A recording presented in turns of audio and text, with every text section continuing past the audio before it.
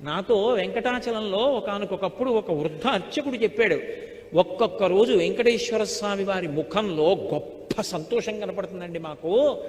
అలా కనపడింది అంటే మేము మరునాడు వస్తున్న వాళ్ళని చూస్తాం, ఎవరో ఒక పరమభక్తుడు వస్తాడు గుడికి అని చెప్పారు. అలాంటి వాడు ఒకడు వస్తాడు లక్ష్మి, వాడు హుండీలో డబ్బులు వేయడానికి ఇలా చేయి పెడతాడు. వాడేం పెద్ద పెద్ద కట్టలు వేయడు, వాడు ఒక పావలా కాసో 2 రూపాయలో వదులుతాడు. వాడు వేస్తున్న డబ్బు కోసమని నేను హుండీలో ఇలా చెయ్యి పెడతాను. అది మిగిలిన డబ్బులో పడదు, నా చేతిలో పడుతుంది.